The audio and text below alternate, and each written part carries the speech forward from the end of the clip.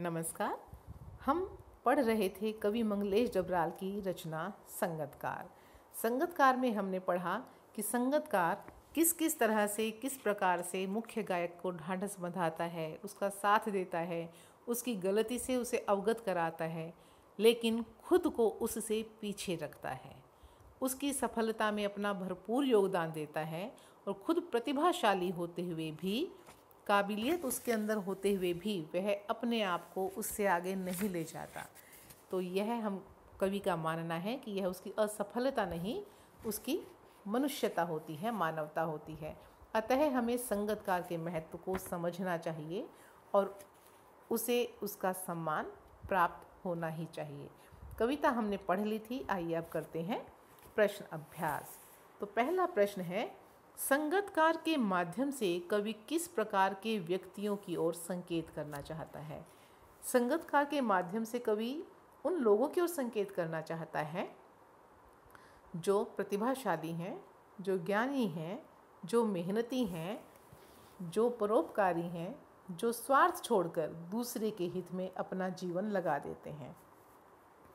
ऐसे व्यक्ति जीवन के हर क्षेत्र में मिल जाते हैं, सिर्फ संगीत में नहीं, सिर्फ सिनेमा में नहीं, चाहे वो चिकित्सा हो, चाहे वो राजनीति हो, चाहे वो खेल हो। हर क्षेत्र में ऐसे लोग होते हैं जो दूसरों को आगे बढ़ाने में अपनी पूरी शक्ति और सामर्थ्य लगा देते हैं। अगला प्रश्न है, संगतकार जैसे व्यक्ति संगीत के अलावा और किन किन क्षेत्रों में दिखाई देते हैं। कुछ का जिक्र हमने जैसे अभी मैंने किया, जैसे मान लो अगर हम कहें कि चिकित्सा के क्षेत्र में, अब चिकित्सा में क्या है, सबसे पहले नाम हो जाता है किसी भी अस्पताल का जो बहुत अच्छे, जहाँ डॉक्टर होते हैं।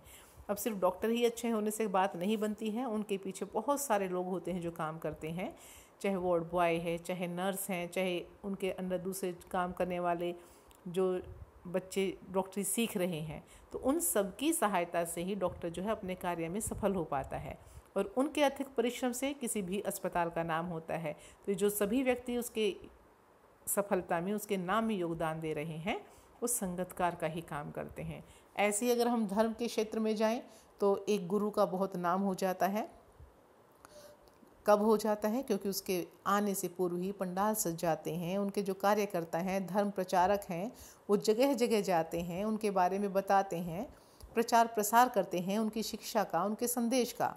तो इस तरह से जो अन्य लोग हैं, वो जो मुख्य जो धर्म गुरु हैं, उनका नाम करते हैं। नाम धर्म गुरु का होता है और प्रचार अन्य लोग कर रहे हैं, तो वो सब संगतकार की भूमिका में ही होते हैं। ऐसे ही कोई खिलाड़ी है, खेलता है, उसका देश विदेश में नाम हो जाता है, लेकिन उसको निखारने में कितने लोगों का योगदान होता है। उसके कोच की विशेष भूमिका होती है, जो उसका आहार तय करते हैं, खाने पीने का ध्यान रखते हैं, उनकी डाइट बनाते हैं या किसी भी तरह की उन्हें सहायता पहुंचाते हैं, हर वक्त उनके साथ खड़े रहते हैं, हर स्थिति में वो उनका संगतकार का ही काम करते हैं। तो हर क्षेत्र में हमें संगतकार व्यक्ति दिखाई देते हैं, संगीत और सिनेमा के अतिरिक्त भी।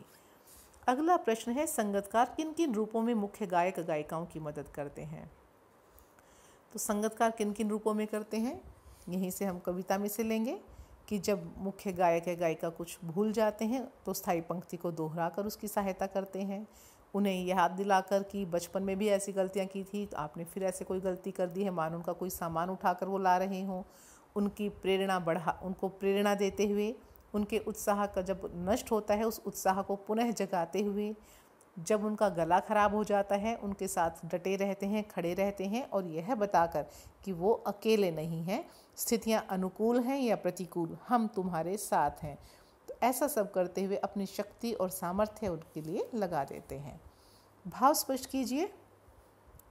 और उसकी आवाज़ में जो एक हिचक साफ सुनाई देती है या अपने स्वर को ऊंचा न उठाने की जो कोशिश है, उसे विफलता नहीं, उसकी मनुष्यता समझा जाना चाहिए।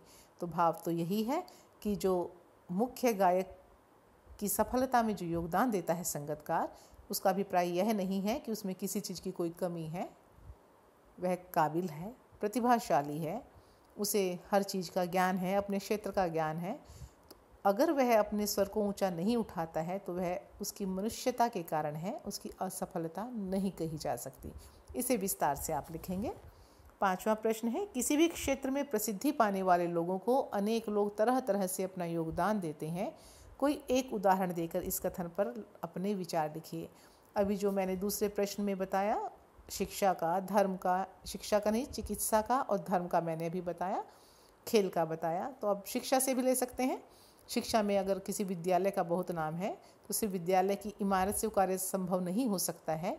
उसमें जो दिन रात जो उसके कर्मचारी हैं जो लगे रहते हैं, अध्यापकों की मेहनत होती है, सफाई कर्मचारियों का योगदान होता है, जो अन्य काम करने वाले कर्मचारी हैं सभी का भरपूर योगदान होता है।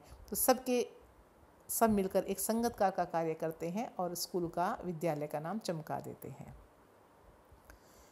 6ठा प्रश्न है, कभी कभी तार सप्तक की ऊंचाई पर पहुंचकर मुख्य गायक का स्वर बिखरता नजर आता है। उस समय संगतकार उसे बिखरने से बचा लेता है।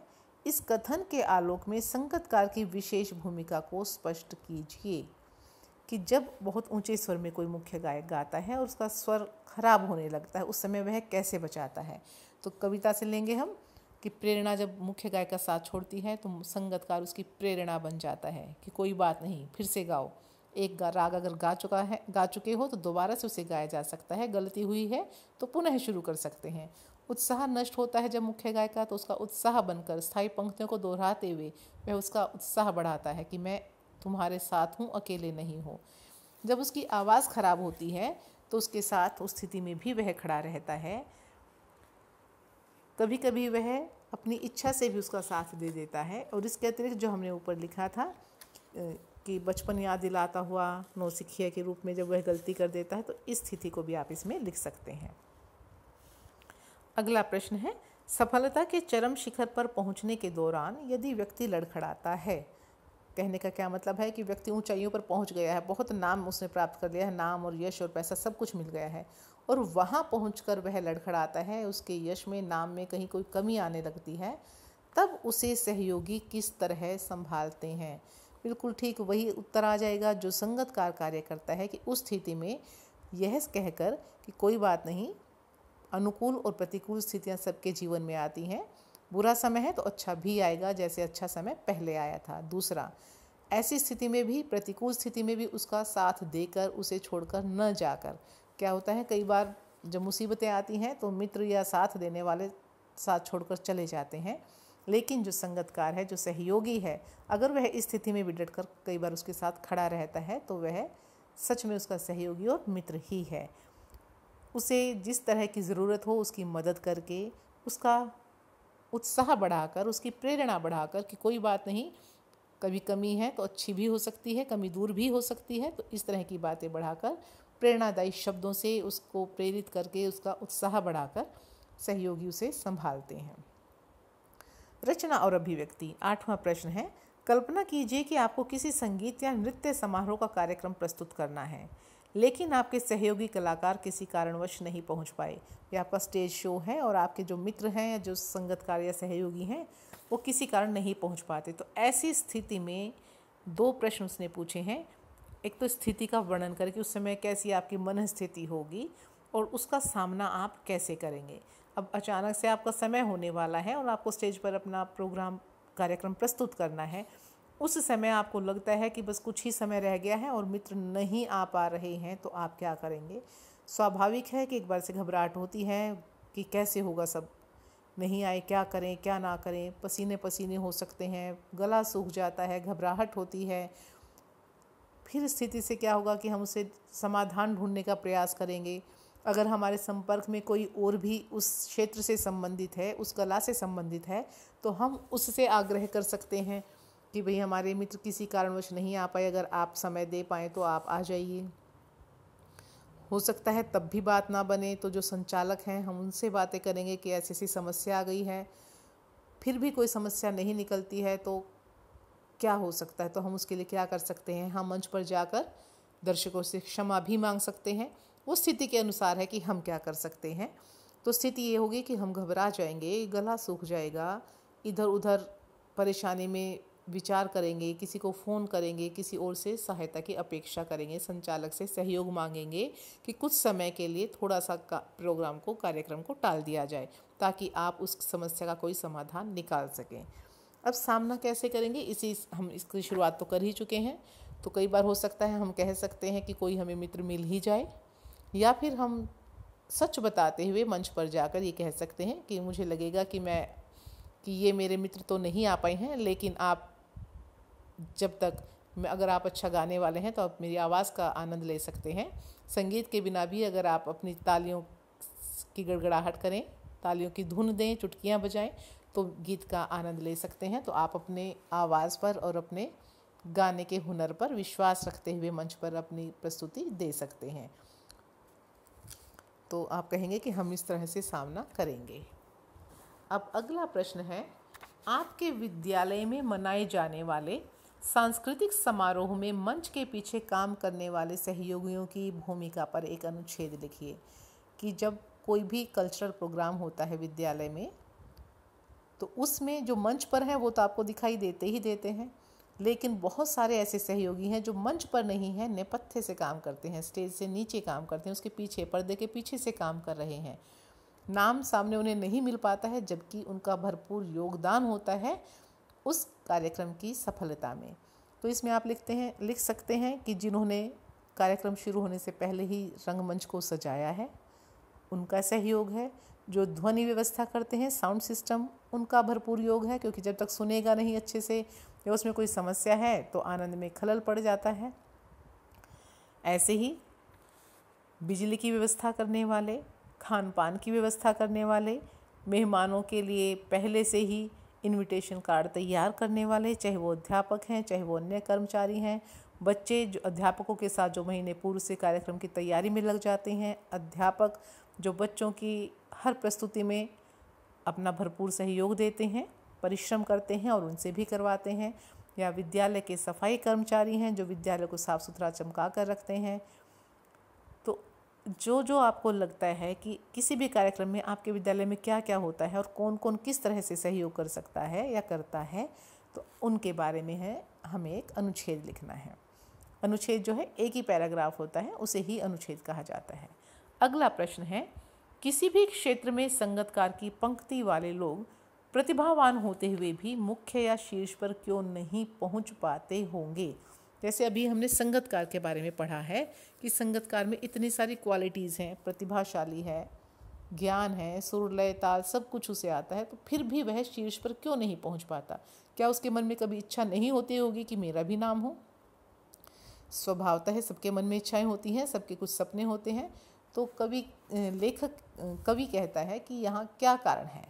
तो प्रश्न पूछा गया है, तो हम विचार करते हैं कि क्या कारण हो सकते हैं। पहला तो यही कि वह मानवता से भरपूर है, वो तो कविता में हम पढ़ चुके हैं। दूसरा हम कह सकते हैं कि आर्थिक स्थिति भी ऐसी हो सकती है कि उस व्यक्ति को जो काबिल तो है, संगतकार की भूमिका निभा रहा है, लेकिन उसे उचित अवसर ही नहीं मिले। गरीबी के कारण वह साधन नहीं जुटा पाया। उसको ऐसे, जब तक पैसा नहीं है तो आप कैसे आयोजन संभव कर सकते हैं, अपना प्रोग्राम कैसे तैयार कर सकते हैं, या कोई ऐसा व्यक्ति, संस्था मिली ही नहीं जिसने आपके हुनर को पहचान कर आपको मौका दिया हो।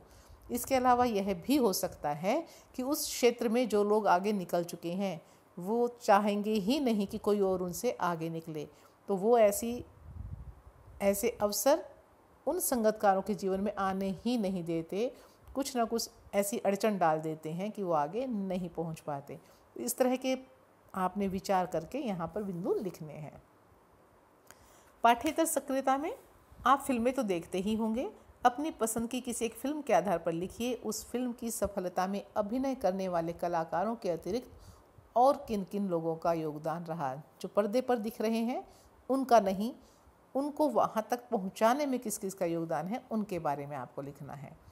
आपके विद्यालय में किसी प्रसिद्ध गायिका की गीत प्रस्तुति का आयोजन है, कोई बहुत अच्छा गाते हैं, उसकी प्रस्तुति है, तो इस संबंध पर सूचना पट के लिए एक नोटिस तैयार करना है, जो आप अंग्रेजी में लिखते रहे हैं, नोटिस लिखना आपको आता है।